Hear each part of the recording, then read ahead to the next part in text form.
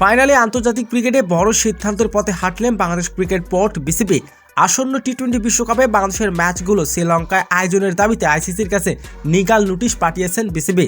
বিসিবির এই কড়া অবস্থানের পিছনে মূল কারণ হিসাবে উঠে এসেছে মুস্তাফিজুর রহমানের নিরাপত্তার ইস্যু। জানা যাচ্ছে আইপিএলে বাংলাদেশের তারকা পেসার মুস্তাফিজুর রহমানকে পর্যাপ্ত নিরাপত্তা দিতে না পারায় বিষয়টি বিসিবিকে গভীরভাবে ভাবতে বাধ্য করেছে। এই নিরাপত্তার আশঙ্কার কারণে নাকি বিসিসিআই মুস্তাফিজুর রহমানকে আইপিএল থেকে রিলিজ করার অনুরোধ জানিয়েছেন। তার এই ধারাবাহিকতা আইপিএলে franchise Kolkata night Riders Mustafizur রহমানকে ছেড়ে দিতে বাধ্য হয়েছে। আইপিএলে 2026 সালের মৌসুমে মেঘা নিলামে মুস্তাফিজুর রহমানকে 9 কোটি 20 লক্ষ রুপিতে বিশাল অঙ্কে দলে নিয়েছিলেন কলকাতা নাইট রাইডার্স। এত বড় অঙ্কের চুক্তি থাকা সত্ত্বেও হঠাৎ করে তাকে রিলিজ করার ঘটনায় তৈরি হয়েছে তীব্র আলোচনা এবং বিতর্ক।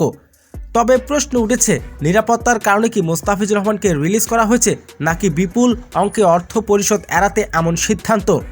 এই বিষয়ে এখনও কলকাতা নাইট রাইডার্স কিংবা বিসিসিআইয়ের পক্ষ থেকে কোনো স্পষ্ট ব্যাখ্যা পাওয়া যায়নি।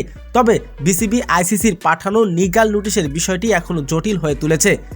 এই ইস্যুতে শুধু মুস্তাফিজুর বা আইপিএলের পর্যন্ত সীমাবদ্ধ নয়, এটি বাংলাদেশ ক্রিকেটে আন্তর্জাতিক নিরাপত্তার মর্যাদার প্রশ্ন এখন উঠে এসেছে।